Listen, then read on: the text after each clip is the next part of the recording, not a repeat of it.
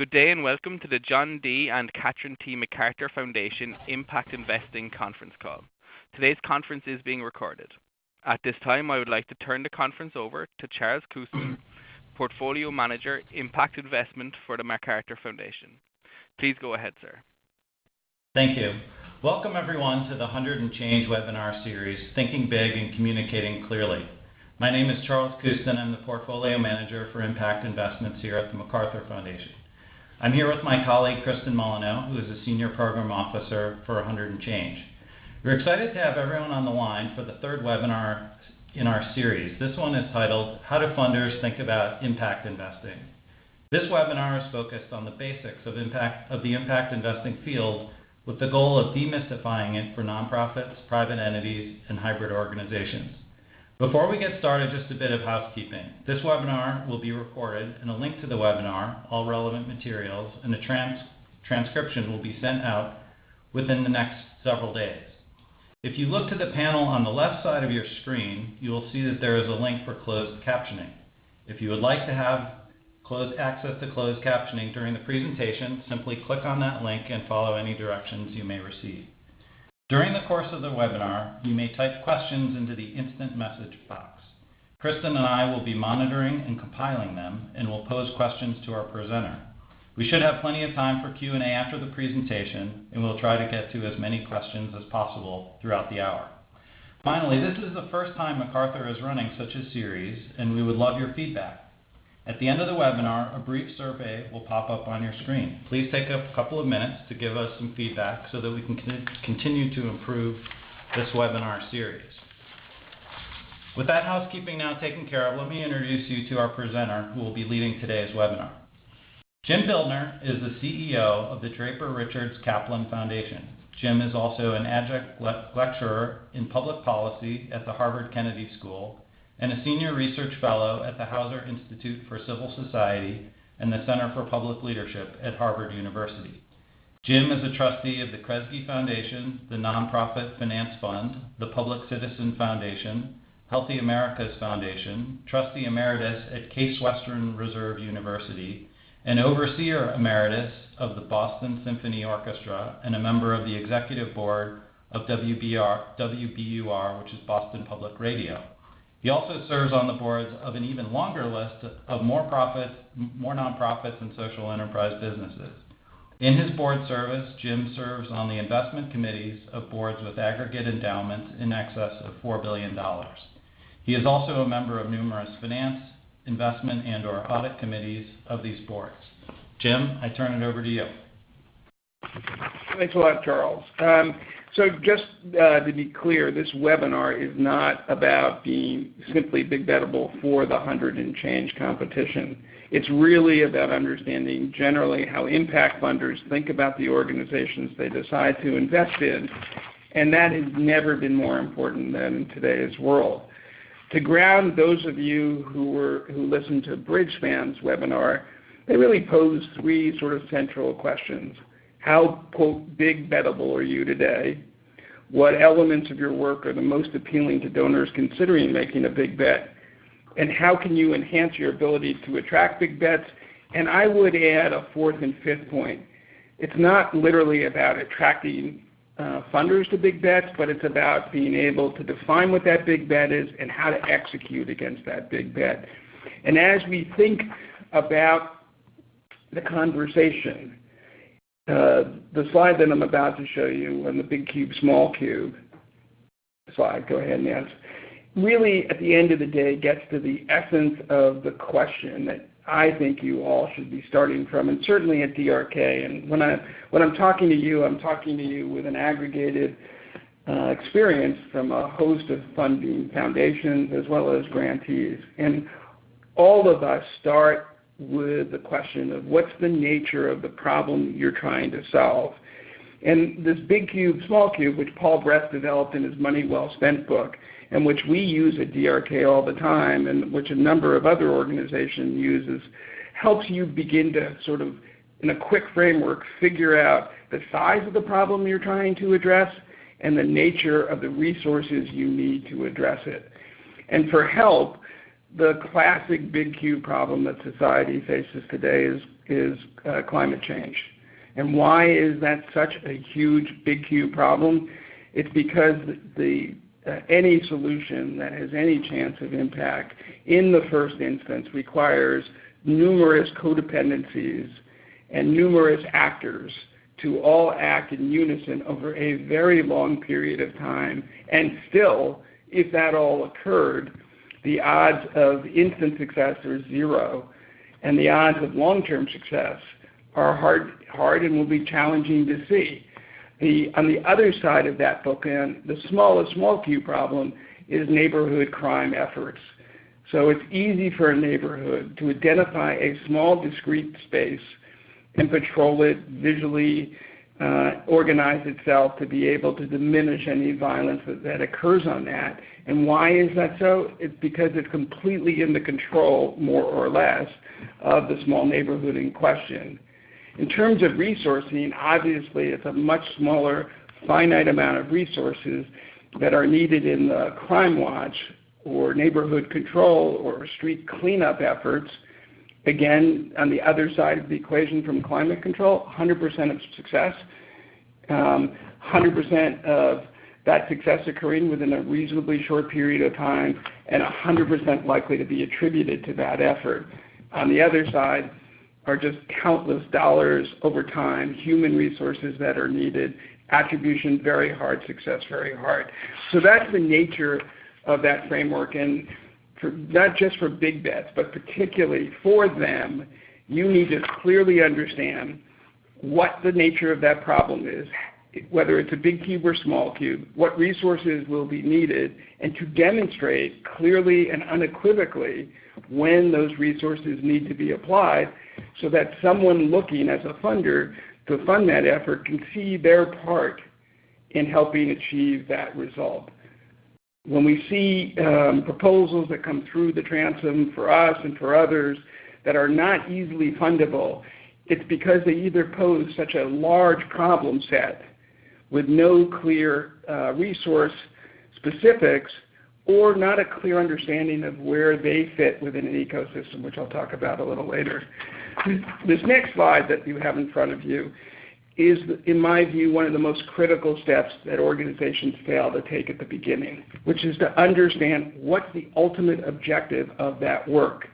And you'll see in front of you GDI's SSIR article framework, which is what's your end game, and it lists 6 different possible end games, but there are literally 16 of them that you could actually have.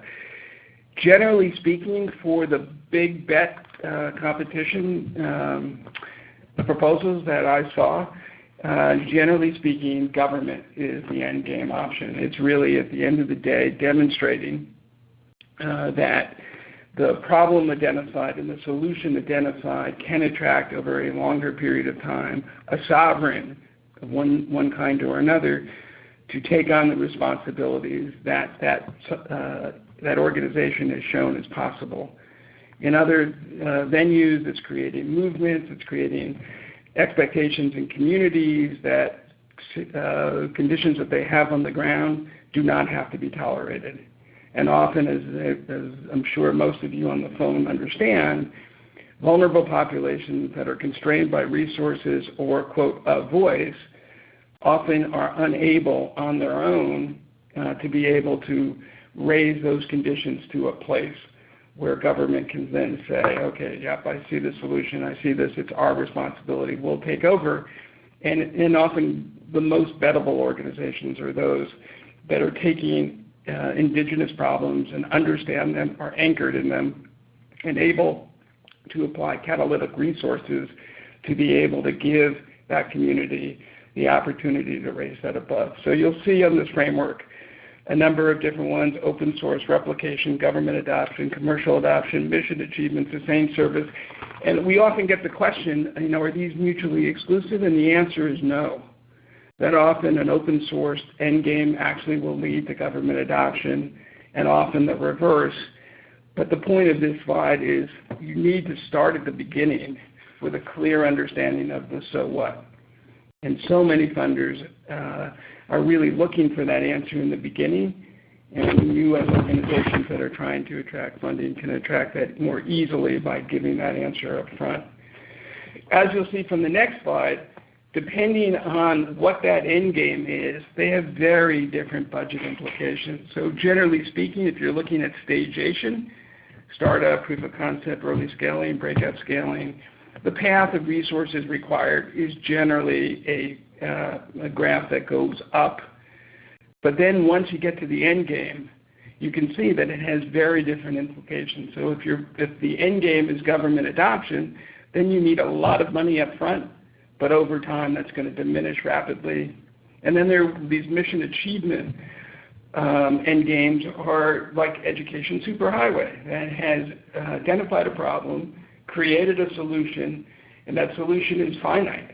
Once broadband is delivered across the country, 43 million kids are connected, and then mission achievement, no further funding, and then there's sustainability. Next. So another missing, and I'm going to focus in on this webinar on the things we see over and over again that are missing in proposals. One of the ones that we see more often than not is a failure to identify the ecosystem in which an organization exists in. So let me walk you through an example of the criminal justice system. It's not important that you can't see in detail what this singular line is, but it's the one where most people, when they're thinking about criminal justice, are thinking about the occurrence of a crime and then re-entry after some resolution of it. And so generally speaking, when people are thinking about large problems, they're thinking of it in a very oversimplified way. But when you begin to unpeel it and devote the resources to understand it, then it begins to look more complicated. And this particular depiction begins to look at the processes and the outcomes of each stage. And you can see graphically that it's more complicated than a straight line, but even when you go deeper, you'll see that it gets very complicated. And this one is now looking at more specific elements. What gives rise to crime? What gives rise to enforcement? What gives rise to outcome and sentencing? What gives rise to corrections? What are the many determinants of there? And what matters in the reentry process? So you'll see a very simple 5 straight line is actually not very useful at all. What really becomes useful, up to the next slide, is when you begin to understand where does this particular problem sit. Again, using the big cube, small cube, using the end game, and figuring out who do you need to partner with you to end up with a systems change. And more often than not, the ability to identify big cube, small cube, what's your end game, where do you sit in this ecosystem, are the key determinants for a funder to be able to decide, oh yeah, this is super important. I understand what these guys are able to do. I understand where they can be catalysts. I understand where my capital is going. And more importantly, I understand what it's going to produce. So any funder in the criminal justice system is going to have to pick a space within this very complicated system. And by locating yourself in that ecosystem, and I'm recognizing that this is just a depiction of criminal justice, you're able to help a funder figure out, okay, that's important to me. And when we looked at this at DRK, we funded 143 organizations. We were doing episodic funding in criminal justice. We were super intrigued by sentencing reform and prosecutorial reform, and realized at the end of the day, as the administration demonstrated to us, you can invest in that space under one particular administration's view of criminal justice, money, time, and energy, and in the space of a political shift, that can all go out the window. And what we ended up saying to ourselves are there are 2 spaces where we know no matter what, we can have an impact. One, helping people from getting into the system to begin with, and second, when they're released, helping them from getting back into the system. And within those 2 confines, we can act relatively independent of the political administrative shifts that occur in our country. So this looks super complicated. It is, and virtually any problem is complicated. And I've got a slide in here. I use it for a placemat, actually.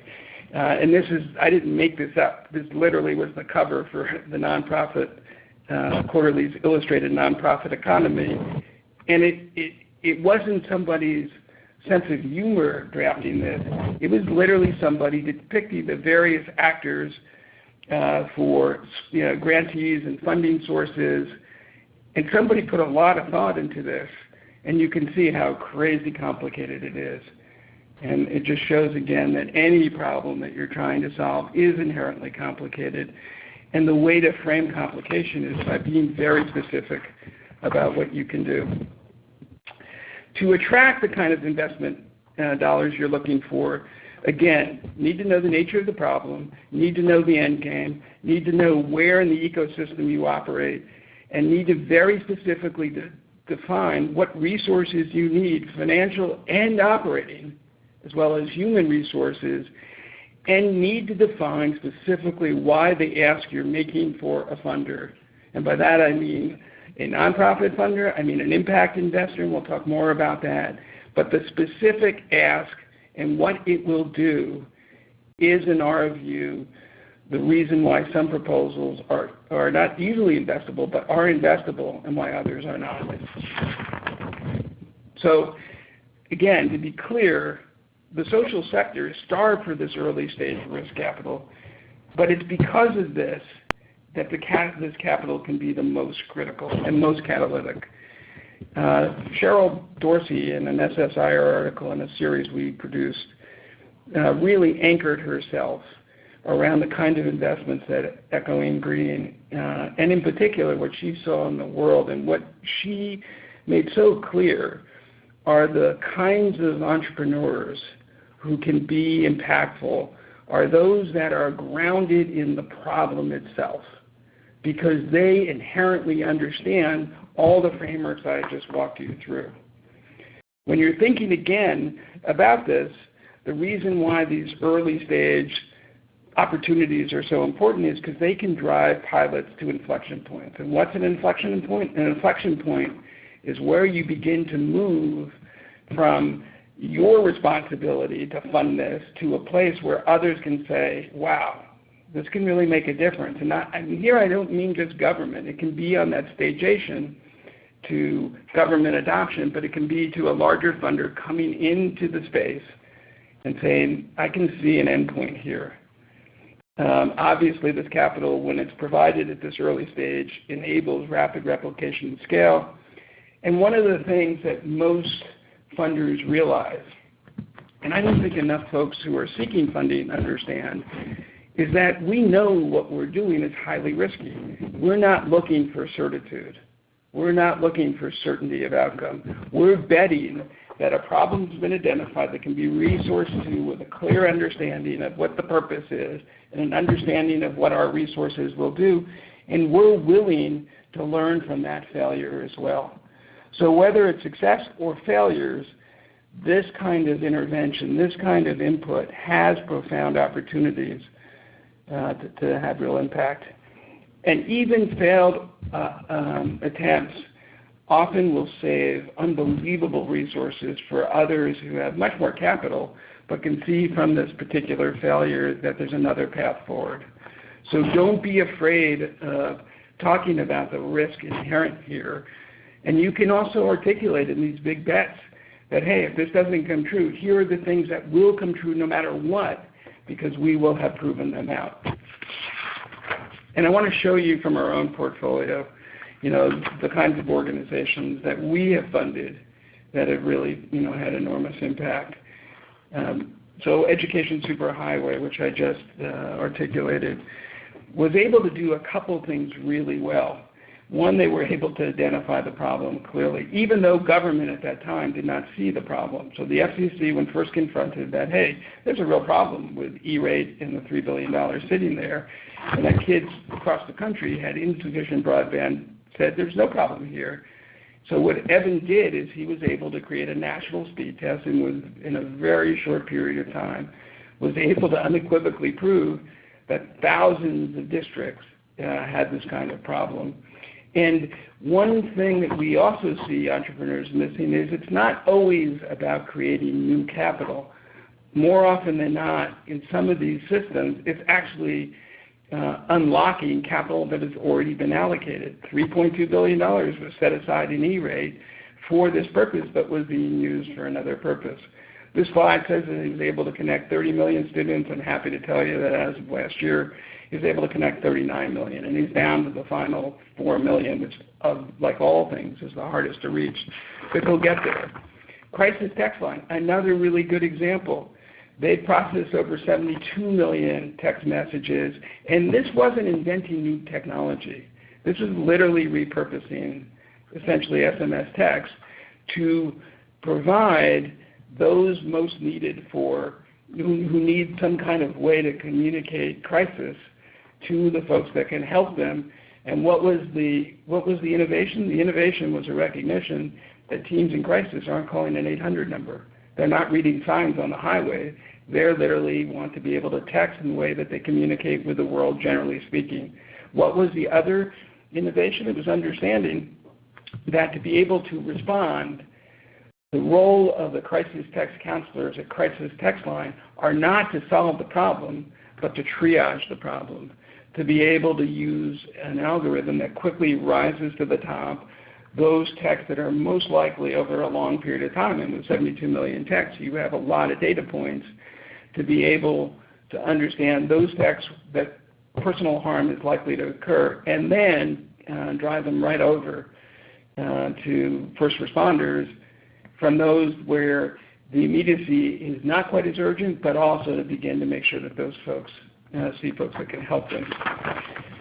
Last Mile Health and Living Goods are really worth talking about. Those are two organizations in our portfolio who partnered together and won the Audacious Prize because their aspiration, this idea of creating a digital health community caseworker system from essentially 500 to 5,000 to 50,000 to 100,000 over time is profoundly impactful. Is there any real innovation in this? No. Community caseworkers, domestic and international, have been important in our society forever. The innovation is being able to figure out a way to develop the curriculum in a way that you can attract large populations. One Acre Fund, I think most folks on the phone understand, it's just been incredibly impactful. And its innovation is not just what it's been able to do with farmers, but its own governance and distribution system has been impactful. I talked about Living Goods and Last Mile Health. Vision Spring, again, has distributed 4.4 million eyeglasses to people in need. And it's such a small fraction of the ultimate need, but their ability to create both entrepreneurial opportunities and glasses to those who need them. And what's the key catalyst for them? It's that folks who cannot read are really impeded in their ability for economic opportunity. Watch is another example of this. Open Up Resources has created a curriculum, a digital curriculum for schools. Their innovation is recognizing that the curriculum itself that was created was curriculum created by teachers and state educators. The remarkable thing here is that with very limited resources, the adoption rate has been so high because the need is so great that they'll do more than $30 million in revenue, and they're only 2.5 years old. I want to talk about for-profits because there would be a tendency to like, oh, these are really powerful, but they're all nonprofits, and that's not true. You know, today we are funding for-profits as well as nonprofits, and the key element for us and for you when you're thinking about this is the entity itself, nonprofit, for-profit, is irrelevant. What's important to us is that you've thought through what's the right long-term source of capital. And if private capital is the right long-term source, then every funder in the world wants you to do that. We don't want you to create a nonprofit just because, hey, we think you guys fund nonprofits. We want to make sure that the entity is right. In an uptrust case, they've concluded appropriately that a for-profit is the right entity formation for them, that they can attract capital over time. And again, what's their innovation? It's this idea that failures to appear. So people who have mandatory court dates in the country, in the United States, fail to appear not because they're fleeing jurisdictions, but because they have child care, or they can't get transportation, or they have a sickness, or a death in the family. And that this allows defenders defense attorneys, public defenders, to communicate with those that have court appearances to be able to tell the judge, hey, this person cannot come today because of an issue.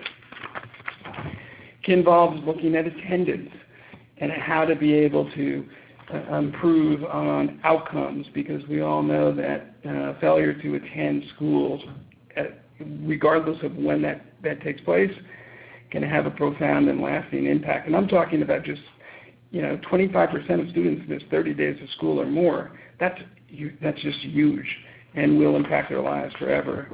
Another for-profit that we invested in was Landed. Landed is trying to solve for the inability of essential workers to live in their communities because of the cost of home ownership. And Landed is also trying to solve for the inequality of wealth. And so by allowing students, firefighters, police to be able to live in their communities and providing half of the deposits needed to live in these homes, using community for-profit funds, they've been able to figure out in a way that has a return for investors and a return for the borrower that enables people to live in communities where they are actually working. MacArthur is trying to solve for no-shows in federally qualified health centers, as well as trying to increase distribution from vaccine supply chains.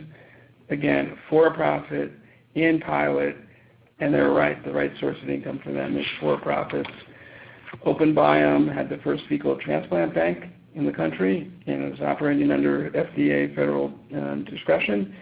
But they partnered with an affiliated entity called Finch, which is now merged into another entity, to be able to take this clinical data that they've learned and to be able to monetize it in a commercial way to have even greater impact with other intestinal disorders.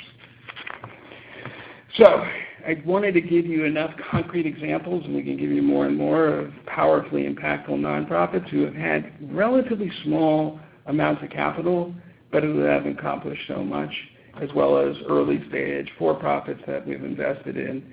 Again, all of whom, in our opinion, have been able to check the boxes that I've worked through with you in the frameworks. So here are some takeaways that I think are really important when you're thinking about impact investors. And I think Charles, me, any of us who spend a lot of time in the space know there's just an enormous amount of noise about impact investors. Kevin Starr in 2012 in his SSIR article, The Trouble with Impact Investing, has in one of the third or fourth paragraph in that article a statement that says that he always runs into people who say there are not enough deals, and he runs into deals that say there are not enough funders, and the truth is they're both right. There's not a ton of impact capital out there. That's number one. The impact investors that are in the space are totally motivated to create true social change. They tend to be very specifically focused, either geography or sector. They often have a predetermined investment thesis. We want to fix this. And so they're looking at organizations that they are funding as instruments of their investment thesis.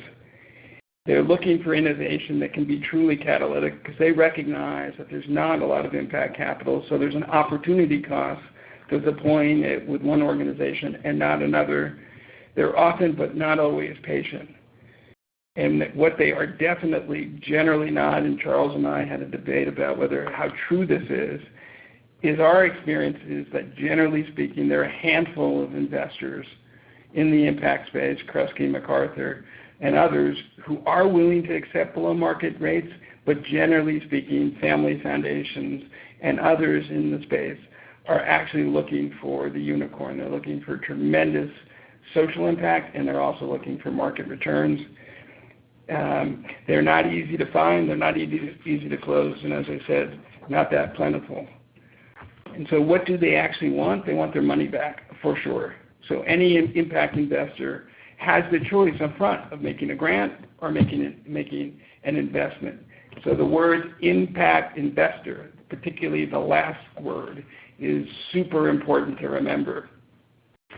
They are going to do enormous due diligence and underwriting because that's what they're used to doing as an investor. They're going to absolutely want an understanding of what your role in the ecosystem is and why it's going to make any difference. They, more often than not, will want real engagement, both at the governance level, but also at the programmatic level. They're really going to want to be participants with you. There are very few passive impact investors that I know. They're going to take a ton of time to make a decision, and they're going to want absolutely a clear path of measuring impact and evaluation. So with that, I'm happy to answer any questions that you have. Great. Thanks, Jim. And as a reminder to everyone, if you want to ask a question, please do so online. So, Jim, let me ask you a follow-up on one of the final points you made. You said that impact investors absolutely want their money back. Can you talk about how, from an organization and investee standpoint, they should think about seeking to receive a grant versus seeking to receive an investment from somebody who wants their capital back? So, Charles, just define that question a little bit more specifically. Well, I understand that Draper, Richards, Kaplan make some grants in addition to making investments. Is that correct? Yes, that's absolutely correct. So when you're looking at an entity and you're considering providing capital where you don't expect it back, how do you think about that differently when you're going to provide capital and do expect it back? Yeah, exactly. Good. So again, to my very brief, so I'll elaborate a little bit longer. So all funders, in my experience, are trying to determine upfront, and they call it different things, business model, sustainability, but at the end of the day, that series of questions is designed to try to answer the question, which is this organization's choice of capital the right one? So when we invest in nonprofits, we are investing in nonprofits because we believe that the gap funding required to get to an end game will almost certainly have to come philanthropically, that there's insufficient earned revenue, there's an insufficient amount of excess capital to be provided to provide an economic return. And I think the other thing worth mentioning is, I think every funder, they may not always come across that way, but the central thing that guides their work in addition to wanting to have social impact in the world is to not want to do harm. And so we are, and others are, super careful at making sure that we are vetting that choice of capital. Because the worst thing that can happen is an organization goes into a vulnerable community, raises expectations for some kind of profound change, and fails to be able to attract the capital, and by that I mean human and financial, to address it, and leaves. And I'm sure all of you on the call, and I've had lots of experiences going into communities on behalf of organizations or with organizations where vulnerable populations have been promised a whole host of things, and where organizations have failed to deliver because they have run out of money. So again, we know what the problem is, we know what the solution is, and we know what the end game is. And we know, and again, this is what I've asked each of you to start thinking through, what the specific capital is going to be required to get there. And then it's a lot easier to source through, is there an earned revenue stream that can have a return of capital? So in the cases where we conclude no, then we know it's a nonprofit, and we know that entity is the right formation. Where there is an earned revenue stream, where there is the likelihood of a return of capital, then for sure we would want to have these organizations be for-profits, because there's no reason why we have to use precious philanthropic nonprofit grants, because they're so hard to have and there's so few capital, so little capital to address problems. And so that's how we focus in on it, and I'm fairly certain that that's how others. In the for-profit side, there's lots of different instruments you can use. Generally speaking, when it's a foundation doing this, they're operating under a program-related investment, which is a tax-defined permissive investment. But within that bucket, you can do convertible debt, you can do loans, you can do linked deposits, you can do guarantees, you can do straight equity. So, funders don't want to artificially constrain or create some crazy instrument because there's some particular bylaw that they have And there's an onus on organizations to also be able to say no. Like, again, in the do no harm, organizations the best organizations are the ones where a funder says, I love what you're doing, but I actually want you to do this. And they say, well, that's really nice, but we're doing what we're doing. And too many organizations chase too many opportunistic chances because a funder has driven them there. Jim, let me follow up on one point you were making about the different types of capital. At the most simple level, can you distinguish between and explain debt versus equity? Yeah. Right. So, So debt is debt. It's like it's a mortgage on your house. It's money that needs to be paid back. It's a specific advance of capital with a specific term to be paid back, usually carries an interest rate, and is usually secured. I think some funders have had the experience who make both grants and loans that when it's time to repay the loan, the organization basically says, oh, we always thought this was a grant. We're not going to pay this back. So funders today, more than ever before, are trying to make it super clear, like this is a note, you're going to owe this money back, it's secured by this accounts receivable or by this building or by you, so don't take this money unless you're able to pay it back. Equity, and it can come in a convertible note. It can come in a couple different forms. So there's a convertible note, which is debt until it's converted, and the conversion is usually upon some subsequent financing of some size, and then it's just equity. It's preferred stock, no obligation to repay, or it can be a faith document, which was put forward by Y Combinator several years ago, which is essentially a promise to issue equity. So it's essentially optionality on equity, but it's not debt. Another sort of thing we see is there are a number of funders, MacArthur is one of them, where there's a pool of capital that's available to loan, and organizations rarely take advantage of it. In MacArthur's portfolio, particularly Deb's housing portfolio, they've plowed the field. They've got so much capital out there in affordable housing, and that ground is well proven, and there's an ability to loan money into that space. But in other areas, organizations, for reasons I don't fully understand, are very risk averse to take on debt, even when they have an earned revenue stream. And so I think that's both a problem at the board level of those organizations, not fully understanding what the risk appetite is, and it's also a problem in not fully defining what the business model is, because there's more capital available for debt and repayment than there is for equity in this space. And a follow-up question on that, in the instance where an equity investment is made, what are the expectations of how that capital would come out of the investee at some point? Right. So that gets to the end game. So even in the spaces in which we invest in, one of the ways we're really able to figure out about whether the choice of entity is the right one is when we ask the following question: what is your exit plan? And what that means is if you are taking equity investment in, then by definition, you have to have a plan to return that capital. Now, there are a couple different exits. There can be some kind of public offering, and there's very low probability for any investment we'll ever make in this space that will ever occur.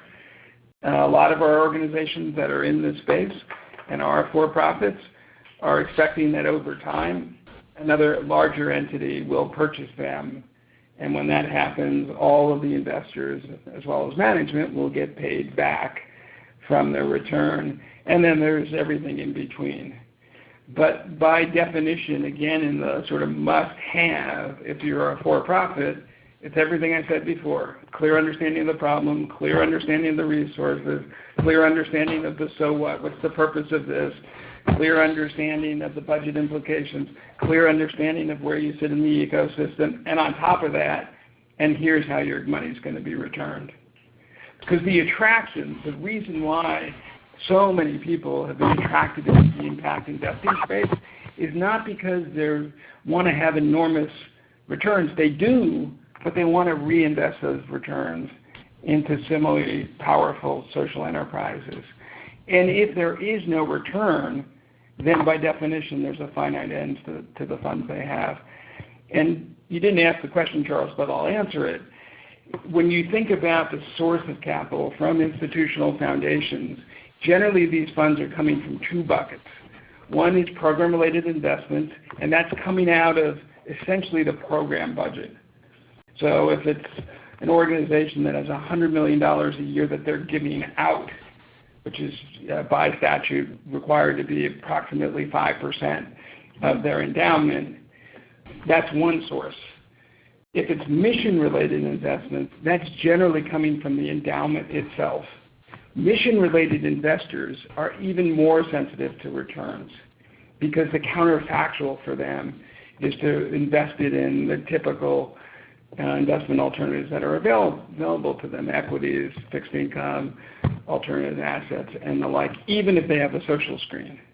So when you're trying to raise for-profit capital from a, quote, impact investor, it's important to understand where is this coming from. Generally speaking, our experience is that for family foundations and others, it's usually coming from, in essence, as their own endowment.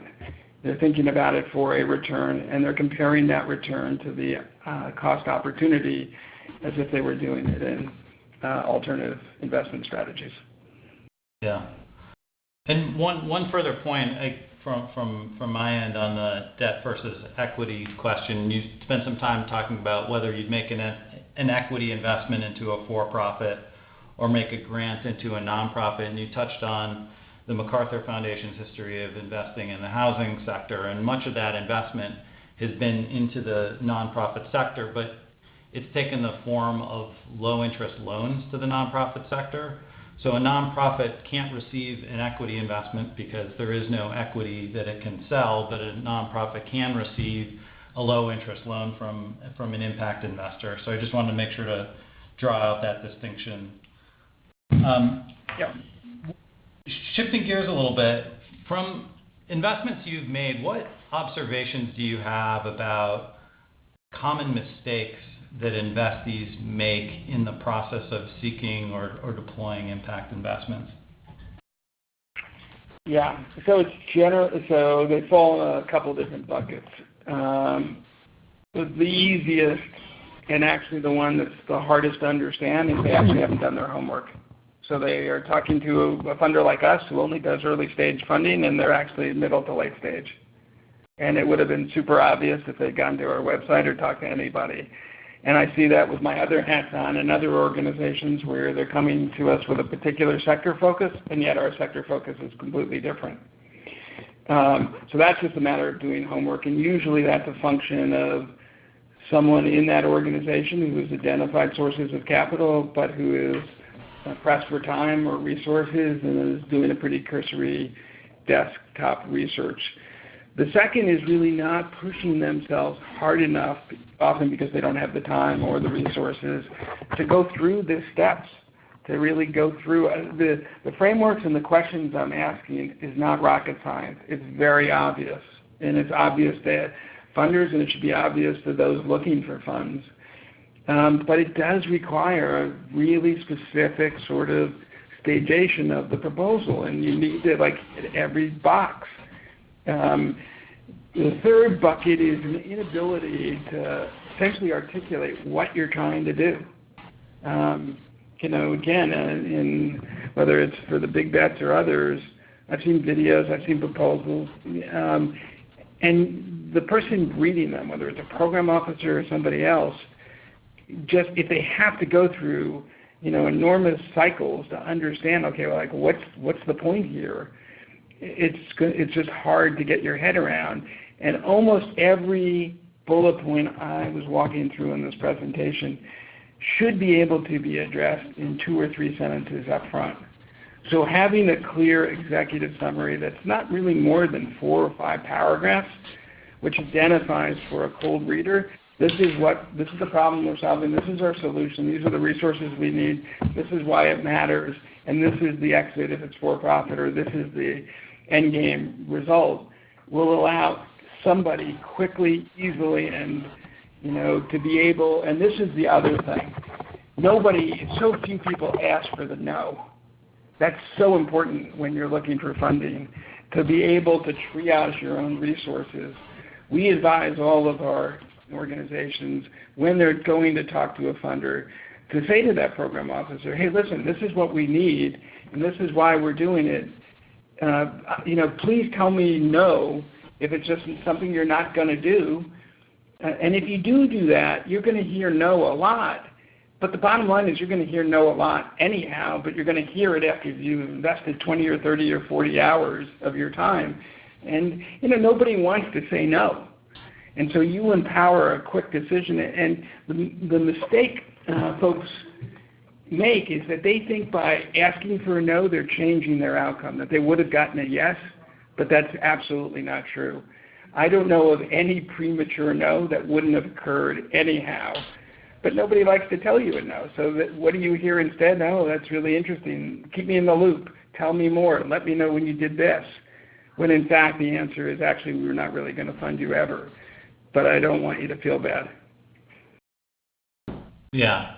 So do you have any other recommendations or nuggets of wisdom for potential seekers of impact investment capital? I think, the steps that I just articulated, to me, is the path to glory. So do your homework. Talk to funders who care about the issues you care about. Have a very clear delineation of what it is you're doing, why you're doing it, and what they can expect. And then beg for the no, and you'll get the yes. Just not that. All right, let me read one of the questions that came in from one of the participants. Do you get much feedback from applicants to show how your questions force them to rethink their ideas and come up with a better proposal? Yes. In fact, so at the foundation, we get over 800 applications a year. We do, at the end of the day, we fund 20, and we do hard diligence in a little over 250. So there's a space between the 250 we're doing hard diligence and the 20 we end up funding, and the best feedback we get is from a declination. So we've invested time, energy, often money, trying to understand what this organization is doing, and the email feedback we get from them is, you know what, I'm disappointed you didn't fund me, but this was super helpful, and thanks for doing it. The other feedback we get are from the organizations that we decide to fund. And where does that feedback, what does that look like? It looks like in the first board meeting where the organization says to the board, hey, we have our first strategic plan because DRK made us do it.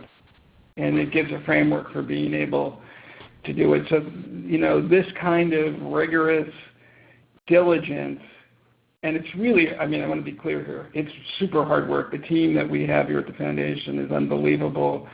And, every one of us at the foundation and the team itself is in the service of the work of others. So it's really hard. It's very painful. We get super vested. We have debates internally. There's often champions who want to do a deal and a bunch of people at the table who are appropriately, saying why we shouldn't. And the only thing that gets us through it is that at the end of the day, we know it's valuable either way.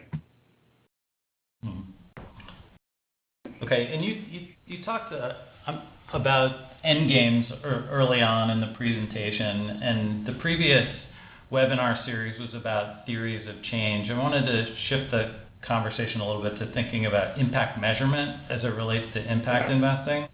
So for those nonprofits that are funded by institutions that are used to gathering and reporting out on impact metrics, but for-profit startup companies aren't often used to that sort of discipline. Curious to get your thoughts about, from your standpoint, what constitutes good impact measurement and reporting, what's useful to you, and what's not so useful? Yeah, so in a different presentation, I went out and did, and this was, in this case, I was running a research project, and we had several funders who asked for our theory of change. And the question was just so crazy. So I went out to the world and did some Googling, did some desktop research, and then I used it for my class that I teach, and I showed them, I think, 30 slides of theories of change, which made my systems change charts look simple. You know, they had lines going from every side and over. So at the end of the day, a theory of change, and with all deference to my British fan brothers who do fantastic work, that to us, a theory of change is what are the inputs that will produce these outputs, and it's just locking them up in a way that makes sense. In terms of measuring impact, so actually, Charles, in the for-profit world, it's very simple. Do you have customers? Are they paying?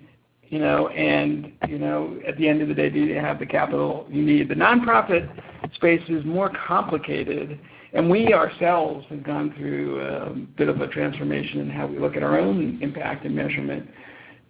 Because we're such early stage funders, the data in front of us for these 140 organizations, generally we were looking at their compounded annual growth rate. And by definition, they're expanding at such a rapid rate that it's a super high number. We also looked at the leverage of our own capital. But we began to think that's interesting, but that's a derivative of some other greater impact. So growth of budget, growth of leverage dollars only occurs because something else much more meaningful is happening. So today, when we think about impact, we actually are going back to direct lives touched. And I don't mean, a community caseworker talks to another community caseworker, talks to another community caseworker, talks to another community caseworker, and therefore we can take credit for all 1,100 in that chain. I literally mean that the programs that our organizations are doing are directly delivering a meaningful substantive service to a specific family person, and that counts as one. And when we did that snapshot, we looked at our portfolio prior to our March retreat, and I think the N was roughly 125 plus or minus 40% of the entire portfolio, recognizing some are a year old and some are nearly 15 years old. We're directly impacting 10,000 lives or more. Roughly 18% were, actually 22% were 500,000 lives or more, and then the smaller number, roughly 12 or 15%, were 1 million lives or more. And who are those million lives or more? Education superhighway, crisis text line, room to read, so real live entities. And it's not enough to just look at direct lives. We are now expanding that analysis to the breadth of that impact. So it's one thing if a meal is being served, that's super important in many cases, but how deep does that impact go? And then what's the impact of both the direct intervention, the breadth of that intervention on the sector itself? Is that changing the conditions that are existing in a larger ecosystem that surrounds that beneficiary? And then what's the impact in terms of public policy? I can't think of any problem, generally speaking, where it's sufficient just to have a direct impact that's kind of broad, that doesn't at the end of the day end up with a more fundamental change in public policy that creates a systems change. So that's how we're looking at it today. Yeah. There's a question that's really a follow-up to that point about the depth versus breadth question. Let me just read what this one says. It says, when there are complex issues to resolve, like the criminal justice system challenge, organizations need to implement a deepened level of service for the population they need to serve. How do impact investors look at deep level of programming versus a highly scalable model which may not have that deep level of programming? Yeah, so I'm going to give you two examples. So a number of, we could have another webinar on social impact bonds, which are not bonds, but we're not going to talk about that. But there are a number of funding initiatives that have looked at a series of different interventions that result in less, quote, bed days in jail. And there's a whole host of challenges with that measurement tool itself, mostly around the counterfactual. Like if we didn't have this intervention, what's the natural recidivism rate? And so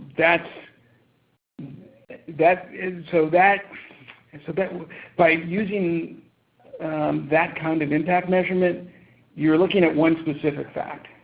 And so that's comfortable in some respects, but I would say does not solve the questioner's needs, because at the end of the day, that fact actually ignores a whole host of other things that have occurred. On the other hand, we have Power of Two in our portfolio, which is an early intervention, and by that I think it's between 6 months and 3 years, where a caseworker is coming in 1 day a week for 10 weeks to literally work with a baby and really accomplish 3 things. 1, directly have contact with that baby. 2, follow the baby's instinct. And 3, don't frighten the baby. And the families and the context and the environment for which those caseworkers are coming in, again, 1 day a week for 10 weeks only, already have a host of significant complexities, drug use, domestic violence, and so those babies, are being challenged every day. And that intervention, which is admittedly very light, has shown in randomized controlled trials to reduce the cortisol level in the brains of these early children, which over a long period of time has shown a greater likelihood of more economic opportunity, healthier lives, safer lives. And so those are the footprints. So it is possible. It's very hard, as this questioner indicated, in something as complex as the criminal justice system, to be able to identify your input as the causation for that output, which is, by the way, why we ended up focused exclusively on keeping people out of the system. Pretty easy to measure if somebody's gone into the system or not. Pretty easy to measure keeping them out of the system. So those are, I'm happy offline to pursue that question. Yeah. Well, thank you for that point, Jim. So as we're approaching the top of the hour here, I want to wrap things up, and thank you again, Jim, for the presentation and responding to all the questions. And thank you to the audience for joining us. Please join us for our next webinar in our series called Disability, Inclusion, and Project Design. It will be held on October 22nd at 10 a.m. Central Time. Please make sure to fill out the survey that pops up at the end of the webinar. And as a reminder, we'll be sending out a link to the webinar videos and materials in the coming days.